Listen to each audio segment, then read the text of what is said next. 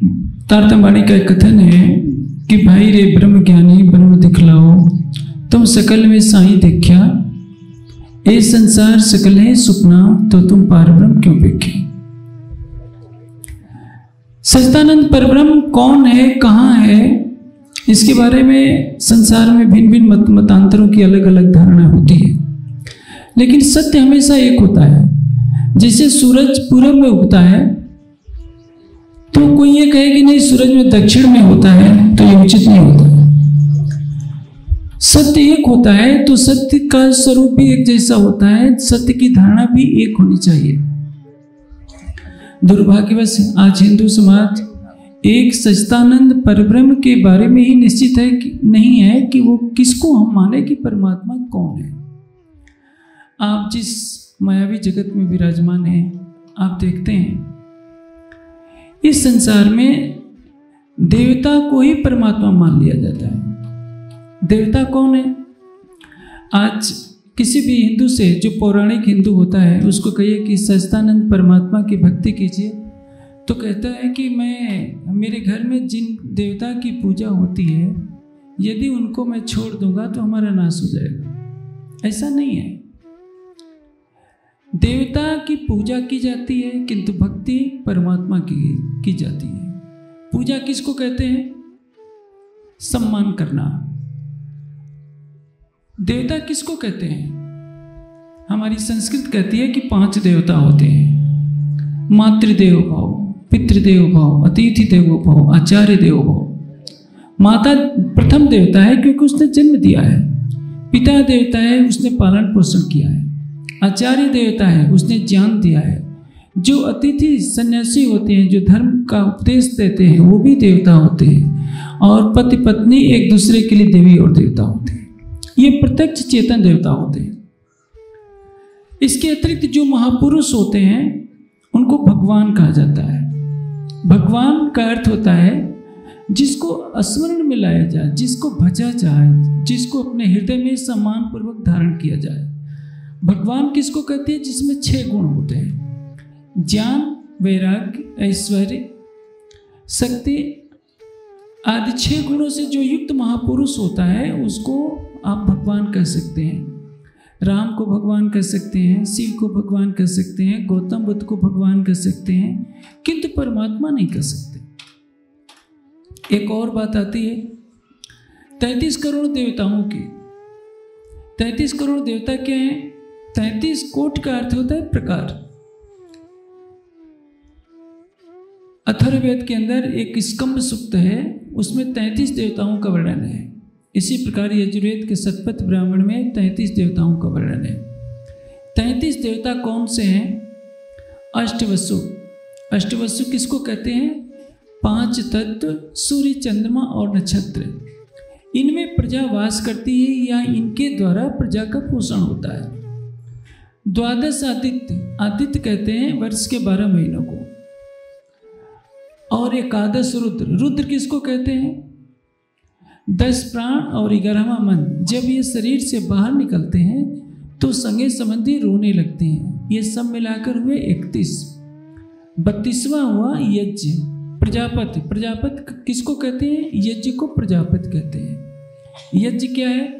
जैसे मैं ज्ञान सुना रहा हूँ, आप ज्ञान ग्रहण कर रहे हैं, ये भी यज्ञ है। जितने शुभ कार्य हैं सृष्टि में सभी यज्ञ हैं। आप कृषि करते हैं, वो भी यज्ञ है। परमात्मा का ध्यान करते हैं, वो भी यज्ञ है। मानवता के कल्याण के लिए कुछ भी करते हैं, वो यज्ञ है।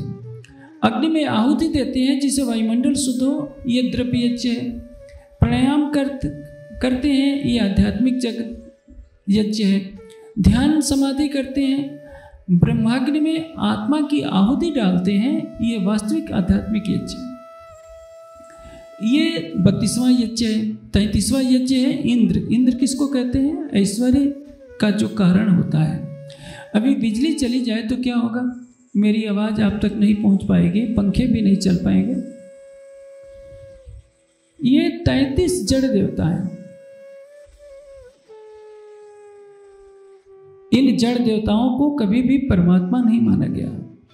इन जड़ देवताओं से 33 जड़ देवताओं से परे जो 34वां देवता है, देवताओं का भी जो स्वामी परमात्मा होता है उसको महादेव कहते हैं। महादेव वह नहीं जो जिसकी शिवलिंग के रूप में पूजा की जाती है। महादेव वह जो सभी जड़ देवताओं का स्वामी एक अनादि परमात्मा है, उसको सभी का स्वामी कहते हैं। एको देवो भुवनस्य राजा, सारी सृष्टि का परमात्मा एक होता है। जैसे मैंने कहा, आज हिंदू समाज में जो भ्रांति फैली है कि हम 33 करोड़ देवताओं की पूजा करेंगे। जिस देवता का वर्णन वेद शास्त्र में कहा गया है, माता पिता अतिथि आचार्य या भगवान के रूप में जिन महापुरुषों को माना गया है, उनके गुणों की पूजा करनी चाहिए। भगवान राम सृष्टि के मर्यादा पुरुषोत्तम है, उनके गुणों की पूजा कीजिए। चित्र पूजा की अपेक्षा चरित्र पूजा कीजिए, ये वास्तविक पूजा है। बुद्ध के आदर्शों को अपने जीवन में आत्मसात कीजिए कि एक ऐसा व्यक्तित्व है जो राजकुमार होने के बाद भी अपने महल का परित्याग कर देता है और 7 वर्षों तक वृक्ष के नीचे घोर तप करता है, बुद्धत्व को प्राप्त करता है। जन्म होता है वृक्ष के नीचे, बुद्धत्व प्राप्त होता है वृक्ष के नीचे, और देह का त्याग भी करते हैं तो वृक्ष के ही नीचे। संन्यास लेने के बाद पैरों में कभी खड़ाऊं तक नहीं पहनी, नंगे पैर चलते रहे। और ऐसा व्यक्तित्व जो सारे संसार को प्रेम के सूत्र में बांधने का उपदेश देता हो, जिसके लिए ब्राह्मण और चंडाल में कोई भेद न होता हो, राजा और गरीब में जिस बुद्ध ने भेद न किया हो, उसके व्यक्तित्व का सम्मान करना उनकी पूजा है। आप योगेश्वर श्री कृष्ण को भगवान कह सकते हैं, राम को भगवान कह सकते हैं, क्योंकि सृष्टि की मर्यादा पुरुषोत्तम है। लेकिन जिसको परमात्मा कहते हैं वो कौन है? उत्तम पुरुषस्तु अन्य परमात्मा इति उदाहृत है। एकमात्र उत्तम पुरुष ही परमात्मा है, उसके अतिरिक्त अन्य किसी को भी परमात्मा कहलाने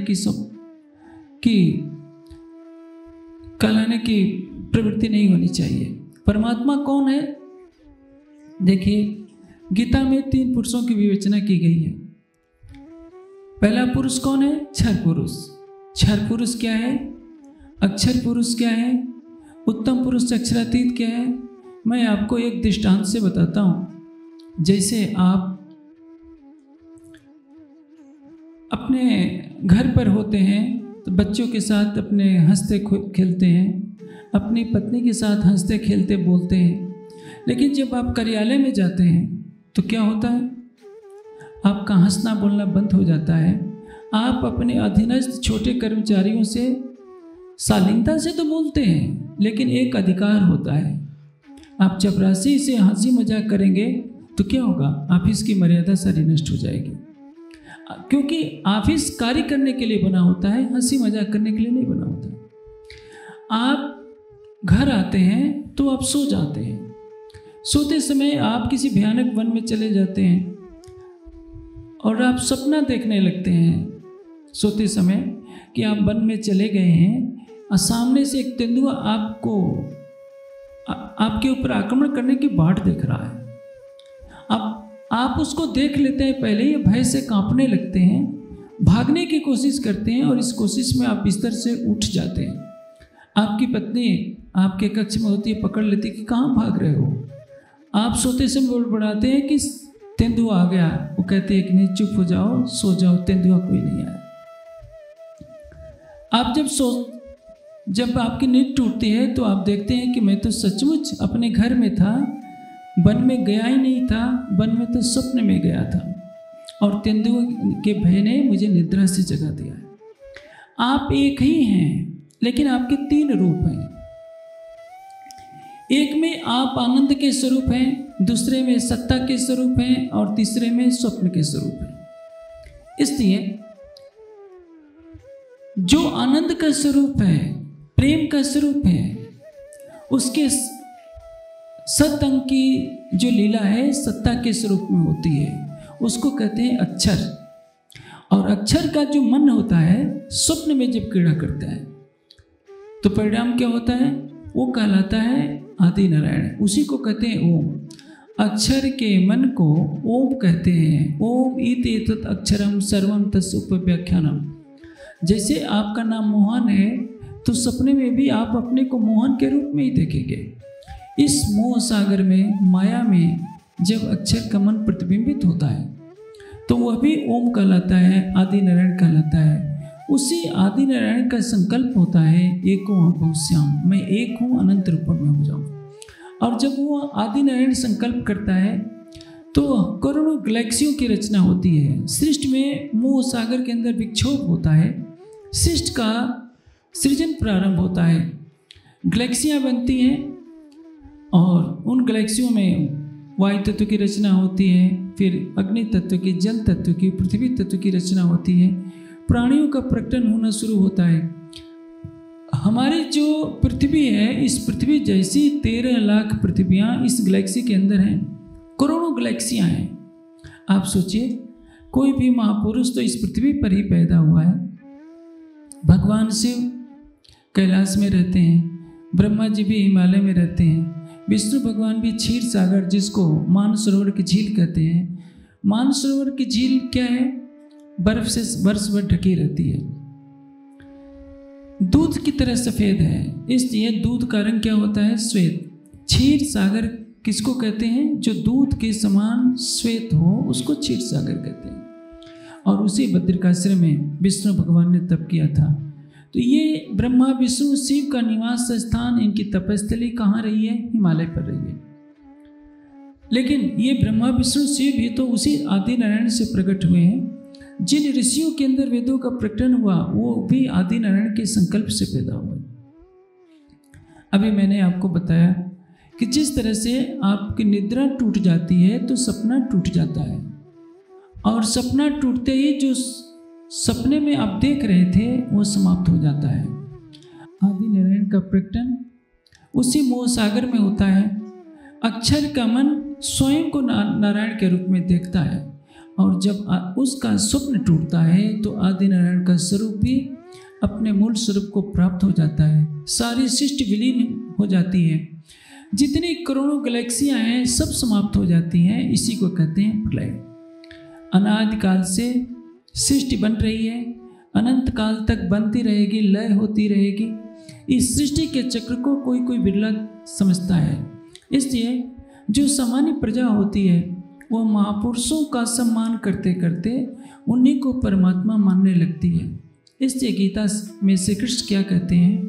क्षरय सर्वाणि भूतानि। क्षर किसको कहते हैं? जिसका स्वरूप नश्वर होता है। संसार में जितने प्राणी होते हैं आदि नारायण की चेतना के प्रतिभास होते हैं। महाप्रलय में सभी प्राणी उस आदि नारायण के स्वरूप को प्राप्त हो जाते हैं। ये असंख्यों ग्रह नक्षत्र मूल प्रकृति कारण प्रकृति में लय को प्राप्त हो जाते हैं, कुछ नहीं रहता। और इस प्रकृति को क्या कहते हैं? वेदांत की भाषा में इसको अविद्या कहते हैं, अज्ञान कहते हैं, नींद कहते हैं। नींद के आवरण में ही स्वप्न देखा जाता है। अक्षर का मन जब स्वप्न में प्रतिबिंबित होता है तो सृष्टि का आविर्भाव होता है। और इसके परे कौन है? जो कुटस्थ है, अविनाशी है, जिसका कभी लय नहीं होता, उसी सच्चिदानंद परब्रह्म का स्वरूप इसी अक्षर से परे माना जाता है। तो परमात्मा कौन है? गीता में योगेश्वर श्री कृष्ण कहते हैं, यस्माक्षरात् अतीतो हम अक्षरात् अपि च उत्तमा वेदे च लोकेऽस्मिन् प्रार्थिता पुरुषोत्तमा। जो क्षर से परे है, अक्षर से परे है, उत्तम पुरुष अक्षरातीत है, केवल वही केवल परमात्मा कहलाने की शोभा प्राप्त करता है। किंतु आज दुर्भाग्यवश हिंदू समाज अपने वेदों की अवहेलना कर रहा है, गीता की अवहेलना करता है, उपनिषदों की अवहेलना करता है। परंपराबद्ध जो कुछ प्राप्त हो गया, मैं गुजरात में जिधर देखता हूँ, गुजराती क्या पूरे भारत में चले जाइए, अभी कामाख्या चले जाइए, क्या होता है? कामाख्या में इतनी पशुओं की बलि दी जाती है कि वहाँ खून की नाली बहती रहती है। वही मैहर में भी ऐसे ही होता है, कलकत्ते में भी ऐसे ही होता है। अभी दशहरे का त्योहार बीता, नेपाल में तो एक गढ़ी माई का स्थान है जहाँ एक दो नहीं लाखों भैंसों को प्रतिवर्ष काटा जाता है। किसके नाम पर? देवी माता को खुश करने के लिए। गुजरात में एक अच्छी बात देखने को मिली है कि देवी के मंदिर तो हैं लेकिन बलि प्रथा की कहीं शिकायत अब तक मुझे नहीं मालूम है, हो सकता है कहीं चोरी छिपे होता हो। लेकिन असम में, बिहार में, नेपाल में, उत्तर प्रदेश में देवी माता को खुश करने के नाम पर पशुओं की बलि दी जाती है। ये धर्म नहीं है। जो जगत माता है वो पशुओं का रक्तपान क्यों करेगी? यहाँ इतनी माताएं बहनें बैठी हैं, इनके सामने किसी जानवर को काटा जाए तो इनका हृदय कोमल है, उन कितने को तो गस आ जाएगा।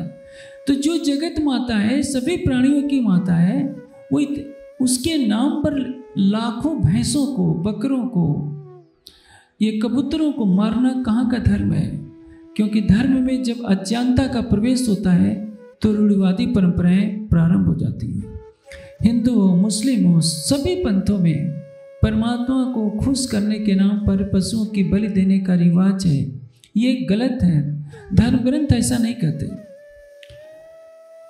देवी भागवत का एक श्लोक आता है, या देवी सर्वभूतेश जीव रूपेण संस्था नमः तस्यै नमः तस्यै नमः तस्यै नमो नमः।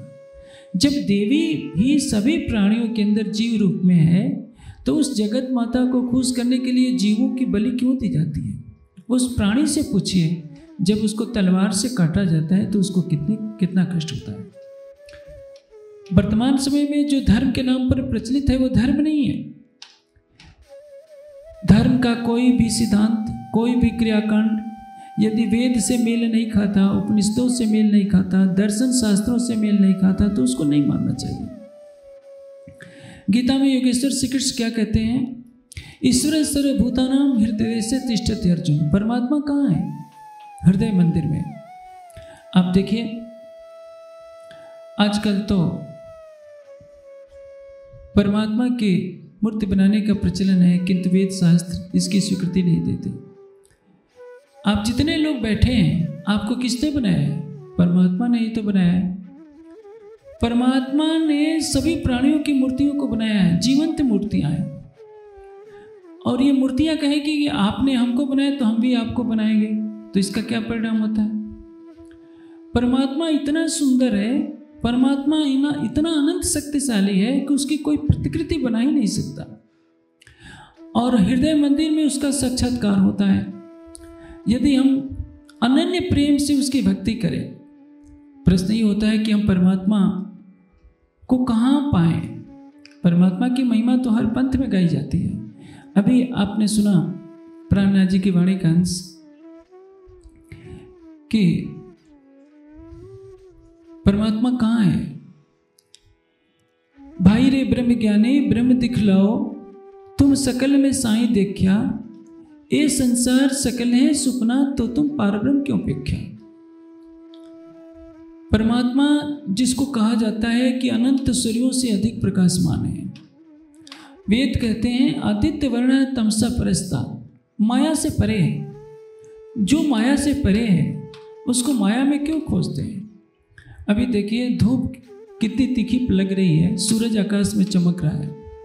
रात के 12 बजे इस सूर्य को आकाश आप खोजते फिरे क्या? सूरज दिख नहीं रहा है, सूरज दिख नहीं रहा है, तो कहाँ से सूरज दिखेगा? सूरज तो आकाश में है। आप सूर्य को कण-कण में खोजते फिरेंगे तो सूर्य कहाँ से दिखेगा? लेकिन संसार से ऐसा नहीं हो पाता। संसार यही भूल कर रहा है कि जिस माया मोह अहंकार से सृष्टि बनी है, उसी मोह माया के संसार में परमात्मा को कण-कण में खोजने का प्रयास करता है। और क्या कहता है कि सूरज अंधेरे के कण-कण में है और सूरज के अंदर अंधेरा है। अंधेरे के कण-कण में दुनिया सूरज को मानती है और सूरज के अंदर अंधेरे को मानती है। माया के कण-कण में ब्रह्म को खोजती है और ब्रह्म के अंदर माया को खोजती है, जबकि ये कभी संभव भी नहीं है। इसलिए वेद ने सरलता से कह दिया कि आदित्य वर्ण तमसा प्रस्तार। सबसे बड़ी बात, जो परमात्मा है वो ज्ञान का सागर है। उसका दर्शन भर हो जाए तो हृदय निर्विकार हो जाता है। आप सबके अंदर परमात्मा है, सृष्टि के कण-कण में परमात्मा है, तब तो सृष्टि में किसी को अज्ञानी होना ही नहीं चाहिए। लोग मरते क्यों हैं? लोग दुखी क्यों होते हैं? हाँ, परम धाम के कण-कण में परमात्मा है। परमात्मा किसी स्थान विशेष पर नहीं है, लेकिन जहाँ माया का अंधकार समाप्त होता है, माया के अंधकार से परे अनंत सूर्यों के समान प्रकाशमान उस ब्रह्म का स्वरूप कहा गया है। वो ब्रह्म क्या है? सतचित और आनंदमयी है। ये जगत क्या है? असत, जड़ और दुखमयी है। असत, जड़ और दुख के संसार में वो सच्चिदानंद परब्रह्म को कण कण में व्यापक नहीं माना जा सकता। एक बात देखिए, सबको मालूम है कि स्वर्ग में सुख ही सुख है और नरक में दुख ही दुख है। आप में से कोई भी क्या नरक में जाना चाहेगा? जब परमात्मा ने ही सारी सृष्टि को बनाया है तो नरक के कण में भी तो परमात्मा ही है, फिर नरक से घृणा क्यों होती है?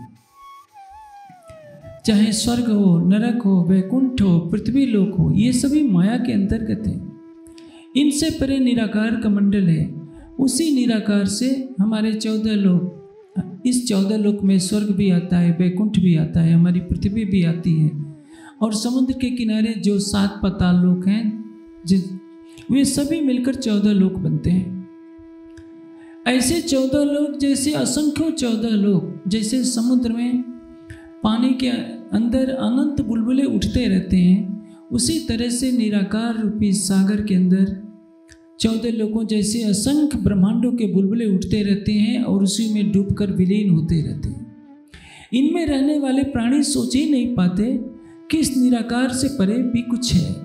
इसलिए दुनिया जब मर्यादा पुरुषोत्तम राम का आदर्श जीवन देखती है तो उनको परमात्मा मान लेती है।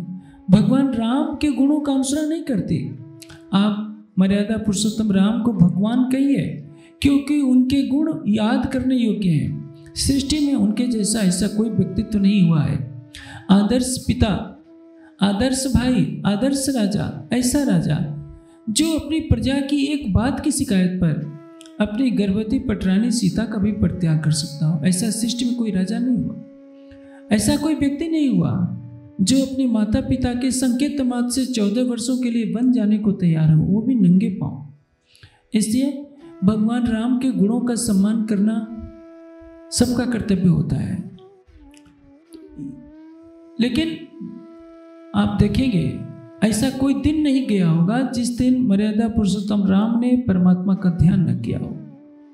जब भगवान श्री कृष्ण पांडवों के साथ संधि कराने के लिए संधिदूत बनकर के जाते हैं दुर्योधन के पास, शाम को संध्या हो जाती है तो रथ रोककर वो भी ध्यान करते हैं।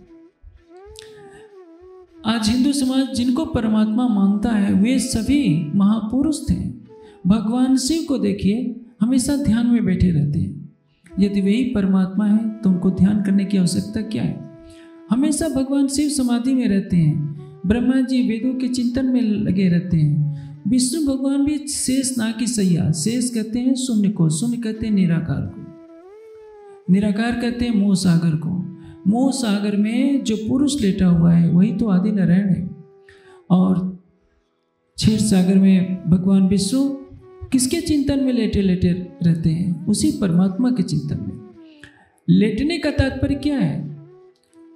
विष्णु भगवान सतोगुण के प्रमुख हैं, उनमें सतोगुण की मात्रा अधिक है। ब्रह्मा जी को रजोगुणिक प्रवृत्ति का कहा जाता है, उनमें रजोगुण का अंश है। कहने का आशय क्या है? हम जिनको परमात्मा मानते हैं वस्तुतः वो सृष्टि के महानतम पुरुष हैं, उनमें दिव्य गुण हैं। उनके दिव्य गुणों का सम्मान करना चाहिए और देखना चाहिए कि जो सच्चिदानंद परमात्मा है वो कहाँ है। उसका स्वरूप हद से परे है। वेद में एक मंत्र आया है जिसमें क्या कहा गया है?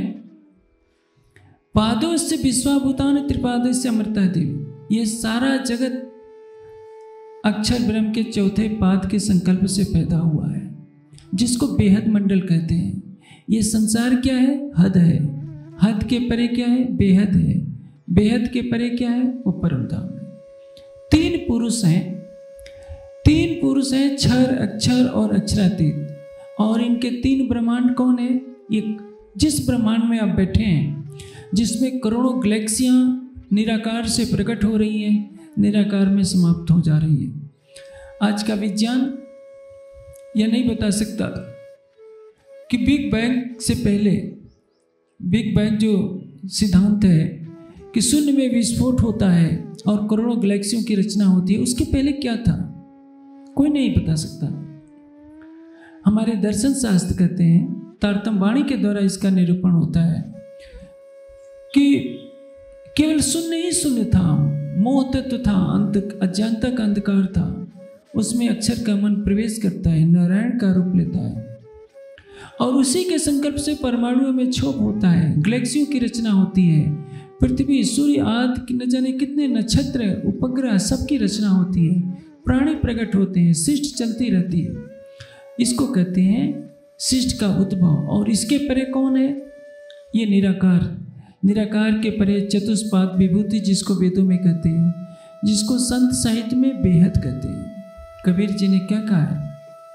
हद के वासी मानवा बेहद में सब साथ, हद बेहद दोनों लखे ताको मता अगाध। संसार के जो प्राणी होते हैं वैकुंठ और निराकार से परे की सोच ही नहीं पाते। आज का हिंदू समाज यही तो सोचता है कि भगवान विष्णु की भक्ति कर लेंगे तो वैकुंठ तो मिल ही जाएगा, लेकिन वैकुंठ तो तभी तक रहेगा जब तक इस सृष्टि का अस्तित्व रहेगा।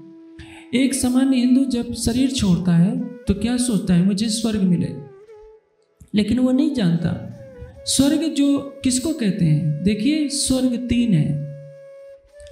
एक स्वर्ग है योगियों का स्वर्ग, जो संप्रज्ञात समाधि को प्राप्त कर लेते हैं, वे ब्रह्मांड में सर्वत्र भ्रमण करते रहते हैं, उनको अखंड सुख की छाया मिलती रहती है। वो एक स्वर्ग है। दूसरा स्वर्ग है सूक्ष्म स्वर्ग, जिसका वर्णन भागवत आदि ग्रंथों में किया गया है। और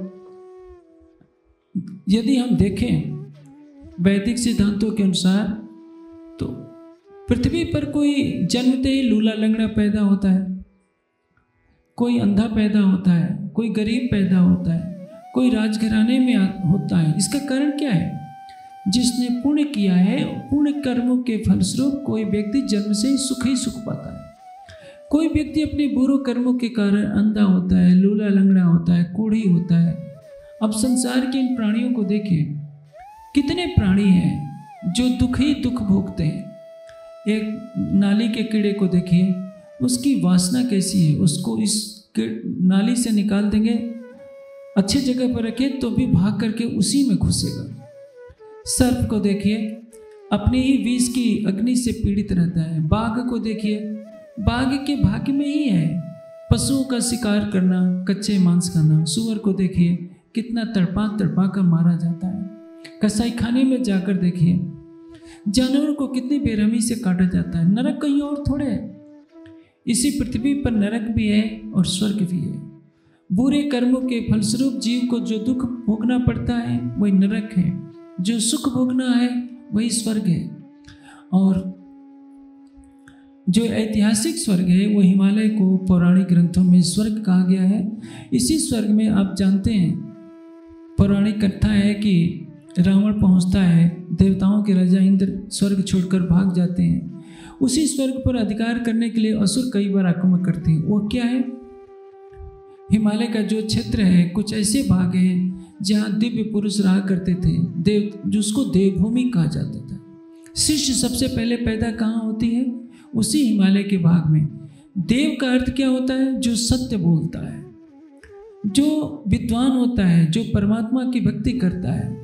इसलिए हिमालय को देवलोक कहने का आशय यह है कि जो सतयुग में सृष्टि पैदा हुई, उस सृष्टि के सभी लोग सत्यवादी थे, धर्मात्मा थे, ज्ञानी थे। वो किसी भी प्राणी की हिंसा नहीं करते थे, इसलिए उनको देवता कहा गया। और उनमें जो सबसे अधिक तपस्वी होता था उसको इंद्र बनाया जाता था। जो उसकी पूरी थी उसको हिमालय में माना गया, और जिसमें जाकर के अर्जुन ने तरह तरह की विद्याएं सीखी। तो ये स्वर्ग अलग अलग प्रकार के माने गए हैं। लेकिन जहाँ स्वर्ग की भी सीमा समाप्त होती है, वैकुंठ की सीमा समाप्त होती है, वहाँ निराकार का मंडल होता है। और इसी निराकार से परे वो बेहद मंडल होता है, जिसके लिए गीता कहती है कि न तत्तर भास्ते सूर्यो न सशंको न पावका यद गत्वा न निवर्तन्ते तद्धाम परमम। जहाँ सूर्य का प्रकाश नहीं, चंद्रमा नहीं, विद्युत नहीं, अग्नि नहीं। उपनिषदों ने क्या कहा है? तमेव भान्तम अनुभाति सर्वम, जहाँ के कण कण में ब्रह्म का प्रकाश है, वह बेहद मंडल कहलाता है। वेद की भाषा में उसको चतुष्पाद विभूति कहते हैं और उसको दूसरे शब्दों में योग माया का ब्रह्मांड कहते हैं। इसी के संदर्भ में भागवत में कहा गया है कि योग माया उपाश्रिता, योग माया के ब्रह्मांड में प्रवेश किया। उस योग माया के ब्रह्मांड से परे क्या है? परम धाम, त्रिपार्थ उद उदयित पुरुष। आपने धर्म ग्रंथों में पढ़ा है, सुना भी है। सभी क्या कहते हैं? सर्वम खल इदम ब्रह्म, सब कुछ ब्रह्म ही ब्रह्म है। कहाँ? माया में नहीं। इस संसार में तो सर्वम खल माया एवं माया। अज्ञानता के अंधकार में आप देखिए, अभी तो सूर्य उगा है, लेकिन पृथ्वी पर अमेरिका में इसमें अंधेरा होगा। रात्रि को अमेरिका में सूरज उगेगा तो भारत में अंधेरा हो जाएगा। आप आकाश में 1000 किलोमीटर की ऊंचाई पर चले जाइए तो चारों तरफ अंधकार ही अंधकार दिखाई देगा। क्यों? क्योंकि अंधकार से ये सृष्टि बनी है। ये जो सूरज दिख रहा है ये भी तो अंधकार से पैदा हुआ है और इस घोर अंधकार से परे है महाशून्य, जिसमें सभी गैलेक्सियां समा जाती है। ये जो हमारा सूर्य दिख रहा है, ये सूर्य तो ब्लैक होल तारे में ऐसे समा जाएगा जैसे पानी का बुलबुला पानी में समा जाता है। किसी तालाब के अंदर जाएंगे ना तो जैसे पानी का बुलबुला पता ही नहीं चलता तालाब में कैसे समा गया, वैसे ब्लैक होल तारे में ये सूर्य समा जाता है, जो हमारी पृथ्वी से 13 लाख गुना बड़ा है। और हमारी धरती कितनी बड़ी है आप सोचिए। और ऐसे कितने ब्लैक होल तारे उस गैलेक्सी में समा जाते हैं। सब कुछ शून्य में समा जाता है। एक दिन ऐसा रहता है शून्य निराकार भी नहीं रहता। और उस स्वलीला अद्वैत का धाम कहाँ से है? बेहद मंडल से शुरू होता है। परम धाम जिसके कड़कड़ में अक्षरातीत का प्रेम है, अक्षरातीत की लीला है, अक्षरातीत का आनंद है, वही हमारे जीवन का सर्वोपरि लक्ष्य होना चाहिए। और उस परमात्मा को न आप साकार कर सकते हैं न निराकार कर सकते हैं। साकार क्या है? आप देखते हैं 4 तत्व अग्नि, वायु, जल और पृथ्वी, ये साकार कहलाते हैं। संसार में जो भी पदार्थ आंखों से दिखाई देता है, हाथ से जिसको छुआ जा सकता है, वो साकार कहलाता है। निराकार किसको कहते हैं? आंखों से जिसकी आकृति न दिखाई पड़े, वह निराकार है। निराकार का ही तात्पर्य क्या है? जिसकी आकृति नहीं बनती है। इसलिए जो परमात्मा है वो है सतचित और आनंद स्वरूप। माया के जितने पदार्थ बने हैं सभी साकार वाले हैं। निराकार से साकार प्रकट होता है और साकार विलीन हो जाता है निराकार में।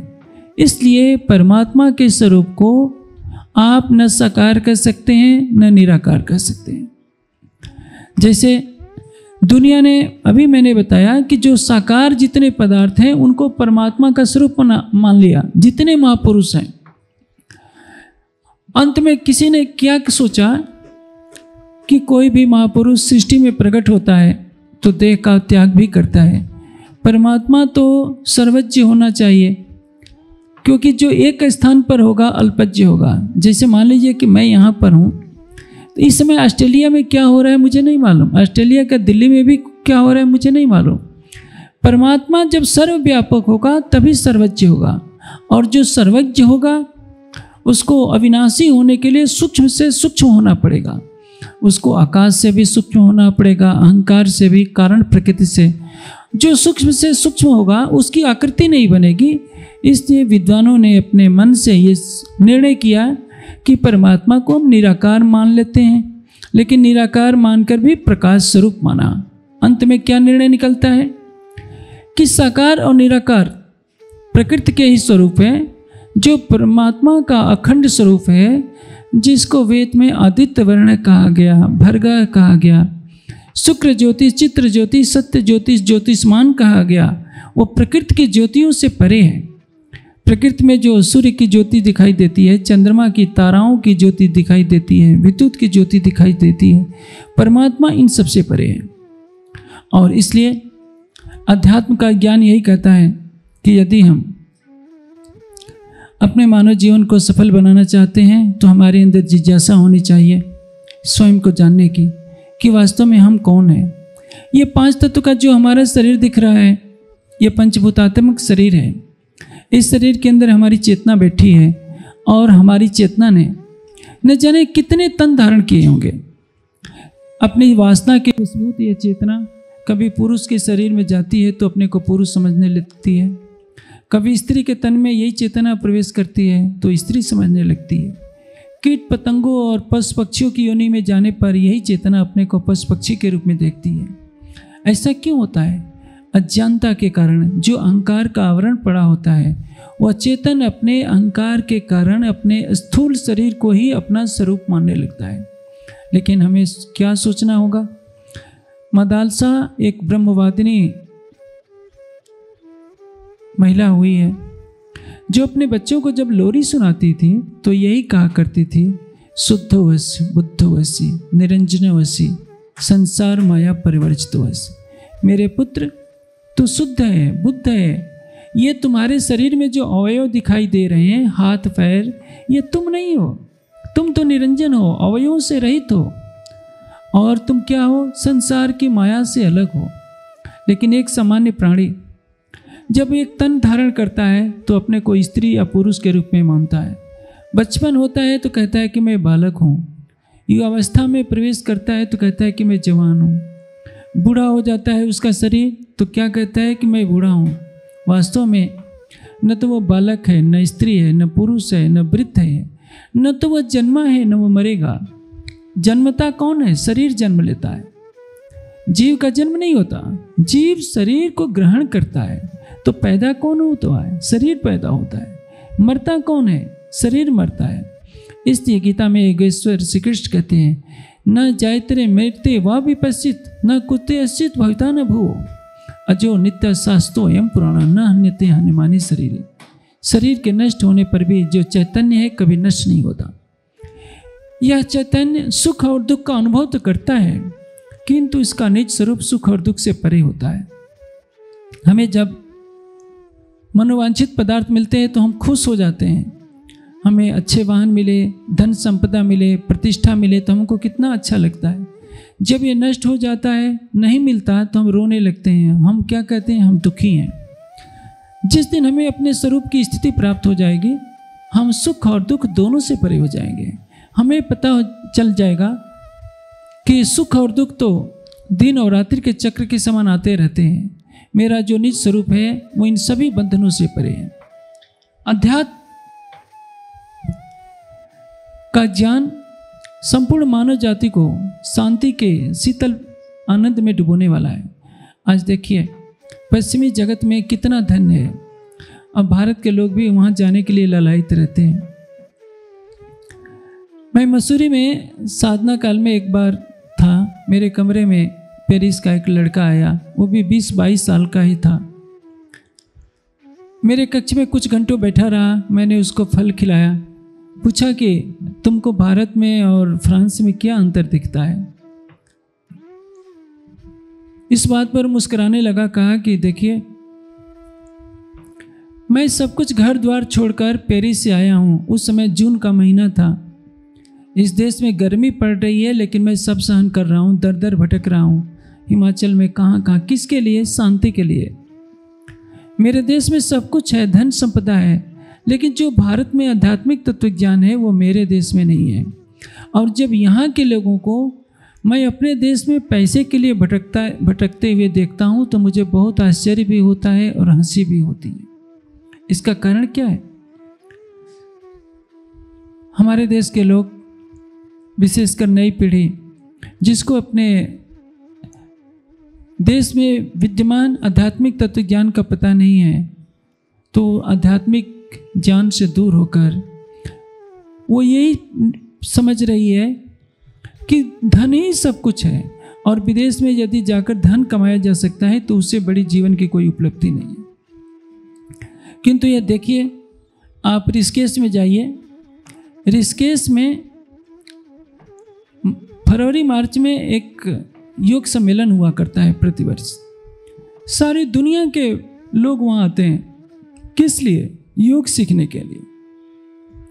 ठीक है, उनको भले ही योग बढ़िया से न सिखाया जाता हो, लेकिन छोटे बच्चों से लेकर 12 साल के बच्चे से लेकर 80 साल के वृद्ध तक आते हैं शांति के लिए। और हम लोग क्या करते हैं सबको मालूम है। यदि किसी को विदेश में अच्छे पैसे वाली नौकरी मिल जाती है तो कितना खुश होता है। हम जिसके लिए जाते हैं उसको छोड़ छोड़कर विदेशी भारत भागे आते हैं। हमारे ग्रंथ क्या कहते हैं? यदा चर्मवत आकाशम वेष्ट इष्यन्ति मानवा। यदि मनुष्य की बुद्धि इतनी तीव्र हो जाए कि आकाश को भी लपेटने की क्षमता रख ले। आकाश तो सूक्ष्म पदार्थ है, उसको लपेटा नहीं जा सकता, किंतु कहा जाता है कि यदि मनुष्य इतना बुद्धिमान हो जाए फिर भी यदि उसने परमात्मा को नहीं जाना तो भी उसके दुखों का अंत नहीं होगा। आज विज्ञान ने मानव को बहुत सुख सुविधाएं दी है। आप देख रहे हैं,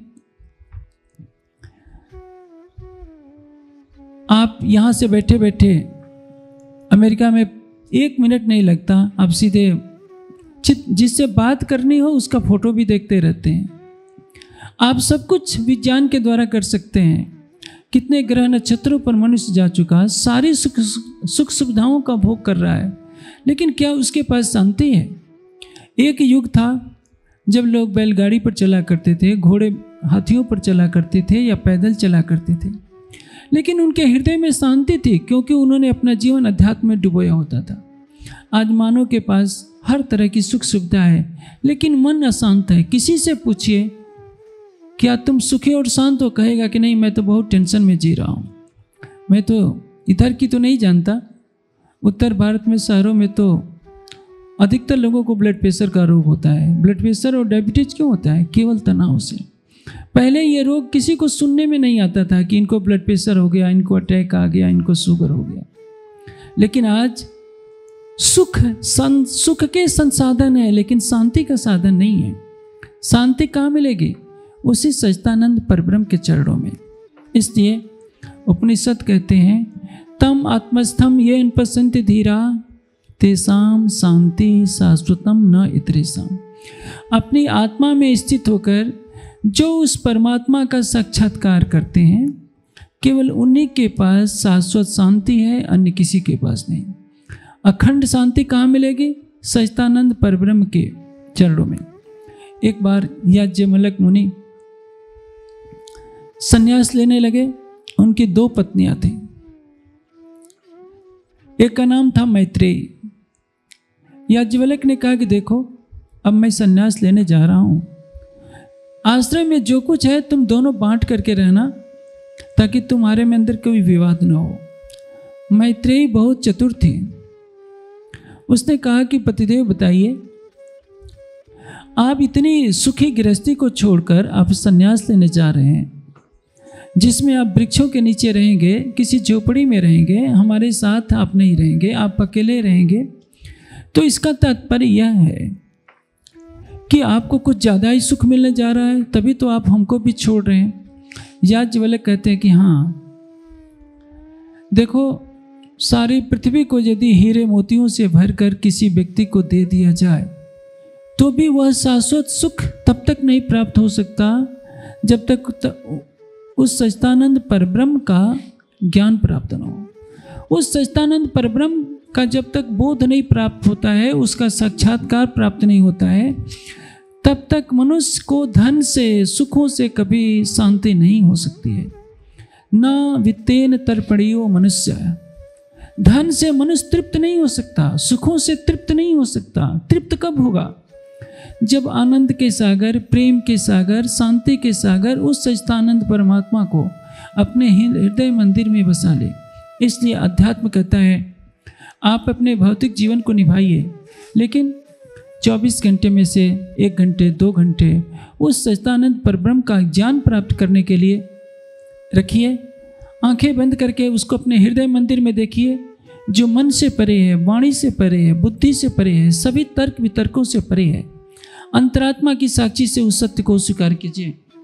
तारतम्य वाणी का प्रकाश सभी बंधनों से मुक्त करता है।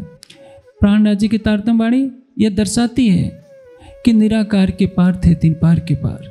जिसको वेद ने कहा त्रिपाद उदयित पुरुष। तारतम वाणी सरल शब्दों में कह देती है कि हद पार बेहद है, बेहद पार अक्षर, अक्षर पार वतन है जागिए इनकर। साकार का तो विनाश होता है और निराकार जो शून्य है, प्रकृति का रूप है, उससे परे परमात्मा है। और इसलिए साकार और निराकार से परे हमें स्वयं को खोजना होगा। हम शरीर से परे शुद्ध बुद्ध चेतना है। सागर अपनी लहरों से अलग नहीं होता, उसी तरह से हमें भी ये सोचना होगा कि हम उस सच्चिदानंद परब्रह्म के आनंद सागर की लहरें हैं, जो इस माया के खेल में हम आई हैं। और हमारी आत्मा को जब तक उसका प्राणेश्वर नहीं मिलता, तब तक जीवन का लक्ष्य अधूरा रहता है। आज के इस चर्चा के कार्यक्रम में मैं सभी सुंदर साथ और धर्म प्रेमी सज्जनों से आग्रह करूंगा कि अभी दोपहर का कार्यक्रम होगा, रात्रि को होगा। अधिक से अधिक संख्या में सभी सुंदर साथ धर्म प्रेमी सज्जन एकत्रित हुए हैं। सबको मेरा धन्यवाद। और मैं सबसे ये आग्रह करूंगा कि अपने हृदय में आध्यात्मिक चिंतन को बढ़ाएं, अपने ज्ञान की पिपासा को बढ़ाएं, अपने जीवन में कुछ समय अवश्य निकालें कि उस सच्चिदानंद परम ब्रह्म के ध्यान में डूब जाएं। क्योंकि वेद का एक मंत्र है, अस्माकम तुम केवलम, हमारा तो केवल परमात्मा ही है। यदि आप सोचते हैं कि संसार के संगे संबंधी आपके हैं, तो वो तो कुछ समय के लिए रहेंगे, मौत उनको भी उठा ले जाएगी, फिर आपका कौन रहेगा? एक वह है जो हर पल आपके साथ था, है और हमेशा आपके साथ रहेगा। इसलिए उसको जानना, उसको मानना, उसको पाना और उसके प्रेम और आनंद में डूबना हमारे जीवन का सर्वोपरि लक्ष्य होना चाहिए। और यहाँ का जन समूह इस लक्ष्य की तरफ आगे बढ़ेगा, यही मेरी शुभकामना।